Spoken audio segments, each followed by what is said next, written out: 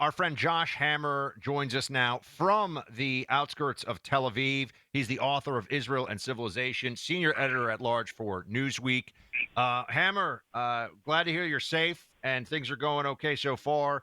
Tell us, bring us as much as you can into the on the ground story. How are the Israeli people feeling? What are the security precautions? Tell us what's going on around you.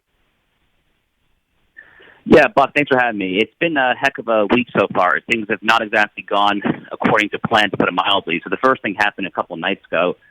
We were at a dinner in the Tel Aviv area on the sea, nice sushi dinner, hoping for a romantic evening. That was quickly interrupted by citywide sirens for a Houthi ballistic missile attack. So we ran with the baby stroller to the bomb shelter before finishing our dinner. So that was kind of just a preview of things to come. So we woke up this morning at 3 a.m. local time to massive sirens all throughout the country. Immediately ran to the bomb shelter.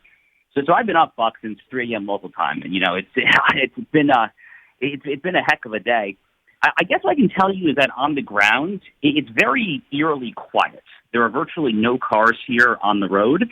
The folks who I'm staying with here in the house where I'm at, who went to the supermarket to get goods for the Sabbath, the Shabbat, and the weekend, and so forth there, apparently waiting in line at the market for 2 hours. So it's kind of like a hurricane. I mean, I've ridden out hurricanes before. I mean, if you've ever been to the supermarket on the eve of a massive storm, you know that all the produce is totally sold out there. The bread is sold out. The line around the corner. Apparently, it's hurricane-like conditions here. $1 million question, obviously, is what is Iran now going to do? But the Israeli people are tough. They're resilient. And frankly, Buck, in kind of a weird way, I'm actually really happy to be here at this time. Josh, what would you assess, and I know it's hard because Israel has a lot of people, but what kind of approval ratings do you think as you sit there 12 hours after the attack, 16 hours after the attack started, do you think there is in Israel for attacking Iran right now? Oh, here in Israel, Clay, Iran is not a contentious issue. This is a very important point to get across. There are a lot of contentious issues here in the Israeli political spectrum. So there's a lot of disagreement about the Palestinian Arabs. What do you do with them? Two-state solution, one-state solution, all that. There's a huge dispute here when it comes to the issue of the draft exemptions into the military for the Haredim, the so-called ultra-Orthodox. There are definitely contentious issues here in Israel. Iran is not one of them. I actually have this memory of chatting with a far-left member of the Knesset back in 2016. This guy was so far left, a literal self-described Marxist. He was actually a supporter of Bernie Sanders' 2016 presidential campaign. That's why I was chatting with him 9 years ago. And I say that because even this guy, who was such a Looney Tunes far-left guy, even he was pretty hawkish when it comes to Iran. So if you are a Jewish Israeli, I think Arab Israelis study different conversation, but Jewish Israelis here across the entire political spectrum understand that Iran is the existential threat, and that if the IDF's mantra of never again means never again, if that actually is to be taken seriously, then an operation the likes of which we saw last night simply had to happen at some point.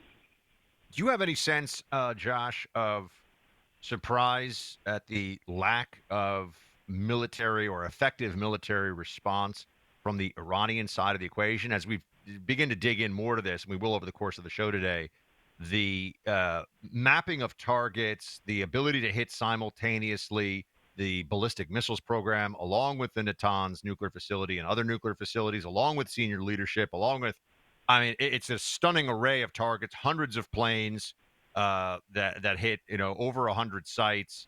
But how much worry is there that there will be a major military strike versus the terrorist cells dispersed that has always been a concern with Iran?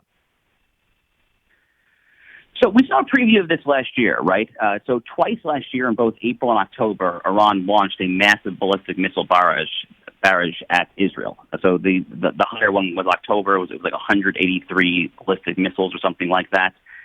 And Israel's missile defense system held up. Not a single Israeli was harmed. Not a single hair of a single Israeli was harmed, which is pretty remarkable in its own right.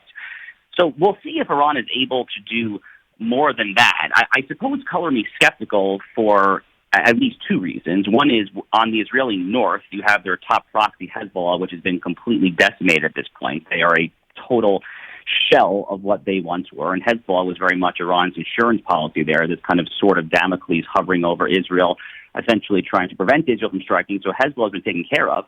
And then the literal actual people, Buck, on the ground in Iran, like the actual IRGC top generals, like the physical people who would actually get on the phone and call the shots, are mostly dead at this point.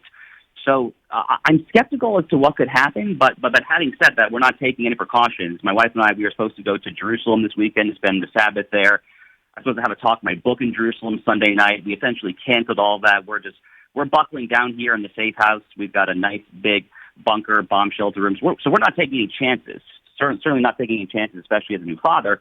But on the other hand, I'm pretty skeptical that Iran can do anything of much significance, to be honest with you. I think this is important, and we're going to dive into it more, Josh, and we appreciate you joining us from Israel.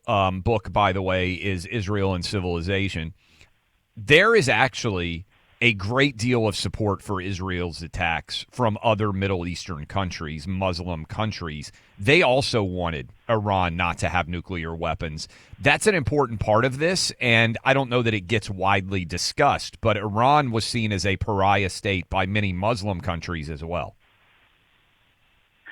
Oh, 1,000%. Now, look, the Saudis and the Emiratis have put out condemnatory statements, but that's just what the Arab countries do, Clay, as you know. I mean, they're basically very cowardly when it comes to their public-facing statements there, but privately, I mean, Mohammed bin Salman is definitely smiling ear to ear in Riyadh right now. There is no doubt about that. With the exception, probably, of the emir in Doha, Qatar being Iran's closest Sunni Arab ally, and maybe some of these rogue Northern African Muslim Brotherhood adjacent rogue states like Algeria, Tunisia, both are pretty radical governments. But the vast majority of the Arab world that matters, Saudi Arabia, the UAE, Bahrain, Egypt, Jordan, countries like that. We got to cut you off here. Stay safe, buddy. Thank you go for get Israel Civilization. Thank you so much.